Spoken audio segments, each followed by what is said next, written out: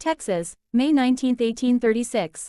Fort Parker. A 17-year-old girl watches her father-in-law struck down by a war club.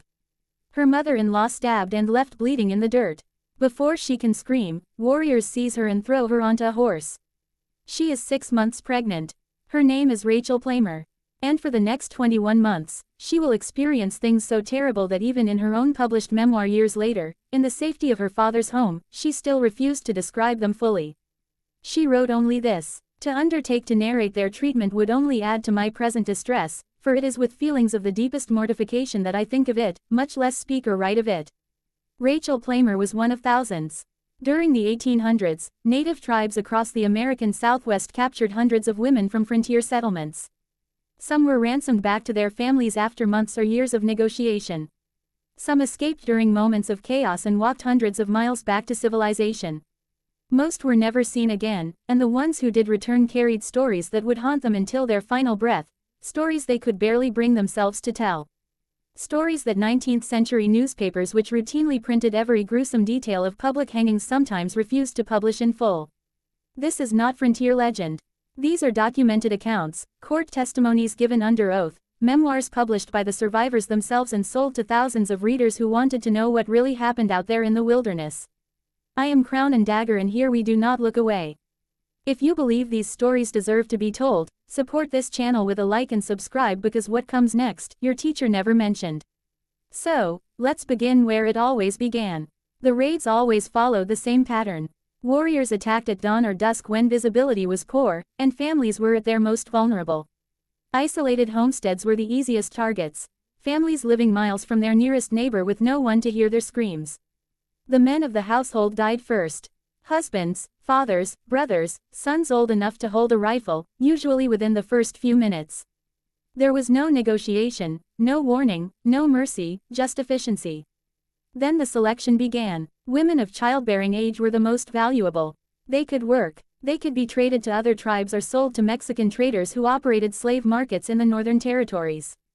They could become wives and bear children who would grow up as full members of the tribe. Young girls under 10 were also prized because they could be raised within the tribe and eventually forget their former lives entirely. Given enough time, they would speak the language, follow the customs, and remember nothing of who they had been before. The elderly were killed immediately. They couldn't work. They couldn't bear children. They would slow the raiding party down during the long journey back to camp. So were infants. A crying baby could alert pursuers to the group's location. They were liabilities that the warriors simply couldn't afford. The selection process was ruthless, practical, stripped of any emotion. Olive Oatman was 14 years old when warriors attacked her family near the Gila River in Arizona in February 1851. Her family had been traveling west with a group of settlers, but disagreements about the route had left them isolated and alone. The Oatmans pressed on by themselves, convinced they were only days from safety. They were wrong. Olive watched her father beaten to death with clubs, her mother killed beside him, her older sister, her baby brother. 4 of her siblings murdered in minutes while she stood paralyzed with terror. When the killing stopped, only Olive and her 7-year-old sister Mary Ann remained alive. The warriors dragged them into the desert. Olive later described walking barefoot through the wilderness for an entire night over sharp rocks that sliced her feet, through patches of cactus that left dozens of spines embedded in her skin. No food, no water, no rest. Every time she stumbled from exhaustion, she was struck with clubs. Every time she slowed, she was beaten until she moved faster. Her little sister walked beside her, bleeding from her own wounds. Too terrified to cry, too exhausted to speak. By dawn, Olive's feet were so torn and swollen that every step felt like walking on broken glass. But she kept moving because stopping meant dying. And this was only the first night. Once captives reached the tribal camp, their new existence began immediately. They were not guests awaiting rescue. They were not prisoners awaiting ransom. They were not people anymore. They were property. Women were put to work from the first day, before their wounds had healed, before they had eaten a real meal, before they had slept. Gathering firewood until their hands cracked and bled, carrying heavy clay vessels of water for miles under the brutal desert sun, scraping animal hides until their fingers were raw, digging for edible roots in hard, packed soil, hauling loads that would exhaust a grown man. Every task that no one else wanted to do fell to them. Every job too menial or too exhausting for members of the tribe became theirs. They ate last. Whatever scraps remained after the entire tribe had finished eating. That was their meal. If a hunt had been poor, there might be nothing left at all. They went to sleep with empty stomachs and woke before dawn to work again. Rachel Plummer described her first months among the Comanches. I was kept constantly at work from earliest dawn until late at night. When I failed to perform my tasks to their satisfaction, I was beaten with clubs and sticks. My life was one of constant dread, suffering, and misery. The beatings came frequently and without warning, for working too slowly, for showing exhaustion, for crying when the pain became unbearable, for speaking English to another captive, sometimes for no reason anyone could determine, simply because they were there, simply because they were powerless. Simply because there were no consequences. Olive Oatman spent an entire year as a slave among the Yavapai before being traded to the Mojave tribe. During that year, she and her little sister Mary Ann were worked to the edge of death, beaten regularly, fed whatever scraps no one else wanted. Given no shelter from the brutal Arizona sun or the freezing desert nights, Mary Ann was only 7 years old. Her small body simply couldn't handle the abuse, the starvation, the endless labor. She began wasting away, growing thinner each week, weaker each day. Olive watched her little sister dying by inches, watched the light fade from her eyes, watched her become a shadow of the laughing child she had been. And there was nothing she could do to save her. But what truly broke these women was not the labor. It was not the starvation. It was what happened when they disobeyed, or sometimes when they did nothing wrong at all. Matilda Lockhart was 13 years old when she was captured by Comanches in Texas in 1838. Just a child, a farmer's daughter who had never harmed anyone. She spent 2 agonizing years in captivity before being returned during peace negotiations in San Antonio in March 1840. When the Texan authorities saw what had been done to her, they could barely speak. Hardened frontiermen who had seen violence their entire lives stood in shocked silence.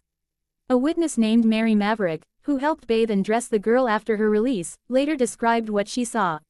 In her diary, her head, arms, and face were full of bruises and sores. Her nose was actually burned off to the bone, all the fleshy end gone, and a great scab formed on the end of the bone. Both nostrils were wide open and denuded of flesh. Matilda, barely able to speak above a whisper, explained how it happened. The women of the tribe had made a game of tormenting her. They would wake her from sleep by pressing burning sticks to her face. Her nose was their favorite target. Night after night, week after week, month after month, her screams amused them. The smell of her burning flesh made them laugh. By the end, there was simply nothing left to burn. Her entire body was covered with similar marks. Burns on her arms, her back, her legs. Evidence of systematic cruelty that went far beyond punishment, beyond discipline, into something darker that served no purpose except suffering itself. Mary Maverick wrote that Matilda was utterly degraded and could not hold up her head again. Matilda Lockhart never recovered from what had been done to her. Not physically, not mentally, not spiritually. She died 2 years after her rescue. Her body too damaged to continue. Her spirit too thoroughly broken to want to. She was 15 years old when she died. Fire was a tool the tribes understood well. Sometimes captives were staked to the ground and burned slowly. The fires were kept deliberately small so the suffering would last for hours. This was usually reserved for male prisoners or for sending messages to enemies. More commonly, fire was used as daily discipline, heated metal pressed against the skin, burning coals placed on arms and legs, sticks pulled straight from campfires, and pressed against faces to wake captives or punish them for minor offenses. The smell of burning flesh became familiar, expected, routine. But the most horrifying use of fire came as collective punishment, as revenge after the Council House fight in San Antonio in March 1840, where Texan authorities killed several Comanche chiefs during what was supposed to be a peace negotiation. The tribe retaliated against the captives they still held. 13 prisoners were staked to the ground. Fires were built around them. Small fires, careful fires, designed to cause maximum suffering over maximum time. The process took hours. Matilda Lockhart's younger sister was among them. She was 6 years old. When another Comanche band arrived weeks later to negotiate for different captives, they brought a survivor who described everything that had happened, every detail, every scream. The message was unmistakable. Crosses and everyone you love will suffer in ways you cannot imagine. Think about this for a moment. Women who had never harmed anyone. Farmers' wives, daughters, mothers, children, taken from everything they knew, from everyone they loved and subjected to years of systematic suffering. Some of them were held for months, some for years, some for decades. What would you have done in their place? How long could you have survived? Let me know in the comments. There was another test captives faced, a ritual designed to break them from their very first day. It was called running the gauntlet. The captive was forced to run between two long rows of warriors armed with clubs, sticks, whips, and anything else that could cause pain. Every person in those rows struck them as they passed. The goal was simple: reach the end still standing. Those who fell were beaten until they got up. Those who couldn't get up faced worse. The gauntlet served multiple purposes. It was entertainment for the tribe, a celebration of the successful raid. It was a way to break the captive spirit immediately to show them their new place in the world. And it was a test. Those who showed courage, who refused to cry out, who kept running no matter how many times they were struck, sometimes earned marginally better treatment afterward.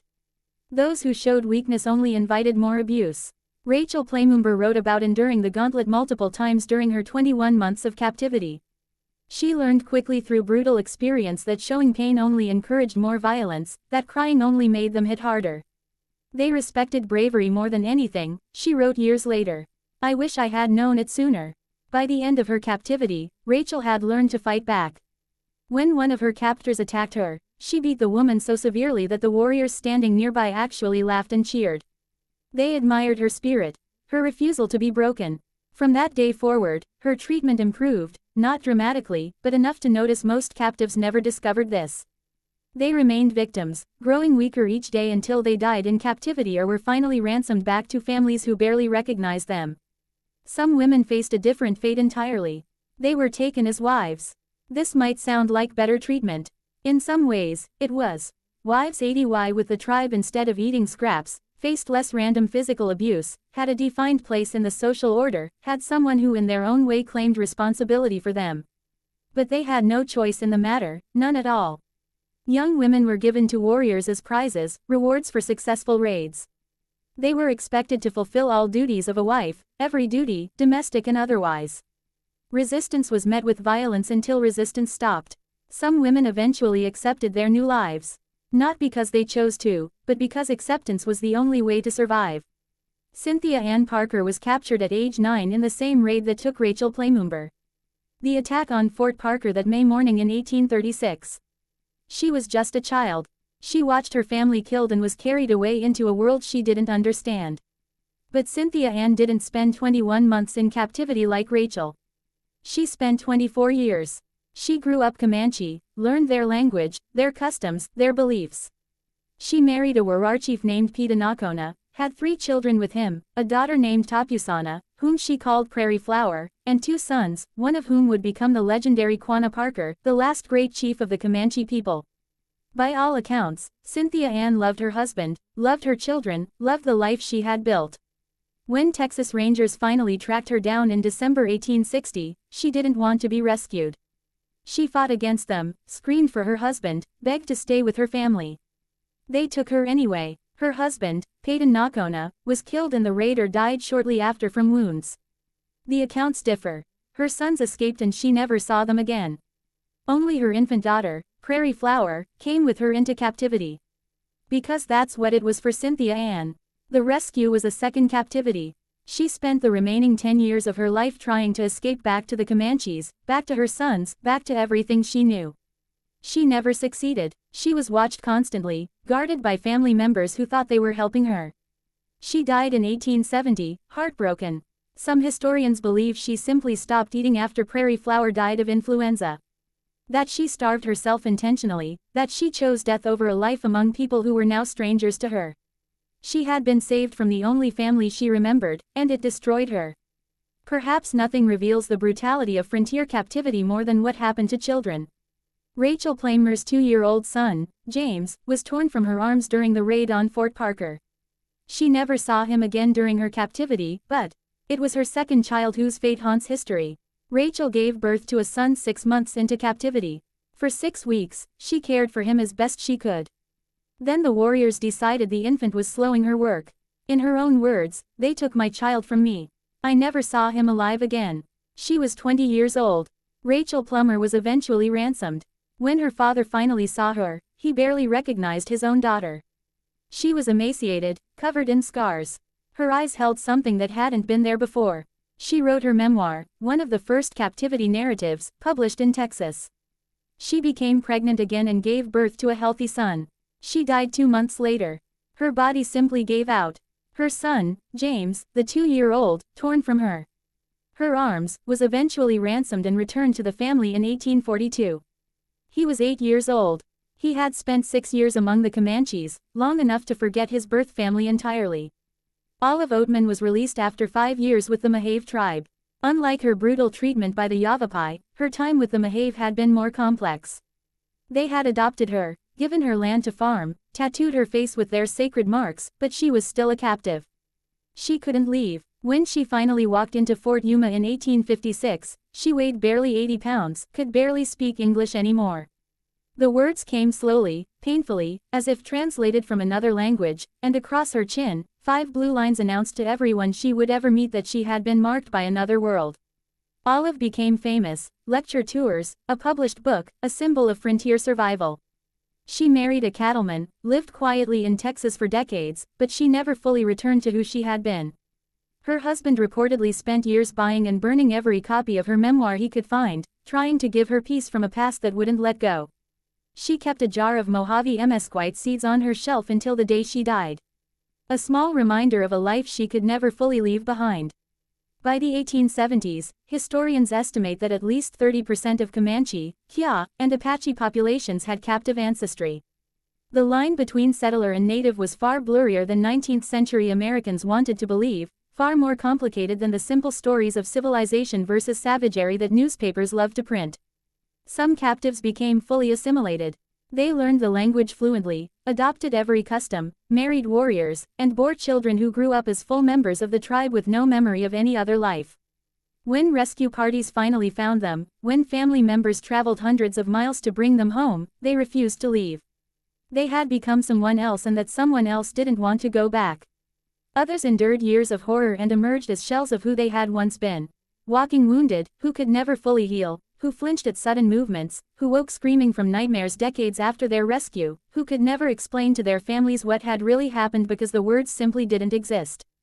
And thousands simply disappeared, taken in raids and never seen again. No memoirs to tell their stories. No testimonies to preserve their suffering. No graves for their families to visit. Just names on old documents, entries in faded ledgers, and families who spent the rest of their lives wondering, hoping, praying for news that never came. The frontier was not a place of heroes and villains. It was not the romantic adventure that dime novels portrayed. It was a place of survival. Brutal, bloody, uncompromising survival where everyone on every side committed acts that would haunt the land for generations. Women who survived captivity carried their experiences forever in their scars, in their silences, in the things they couldn't bring themselves to write even in their own memoirs, even years later, even in the safety of home. Rachel Plamer wrote that some things were too terrible to describe, that some memories were too painful to put into words. Matilda Lockhart's destroyed face spoke louder than any words ever could. Olive Oatman's blue tattoo announced her history to everyone she met for the rest of her life. A permanent mark, a permanent reminder, a permanent story written on her skin. They survived what shouldn't be survivable. They endured what shouldn't be endurable. They lived when so many others died. And they left behind testimonies that force us to remember what the American frontier really was. Not an adventure, not a story of triumph, a nightmare that lasted for generations. History calls these women victims. And they were every single one of them. But they were also something more. They were survivors. They were witnesses. They were the ones who came back to tell us what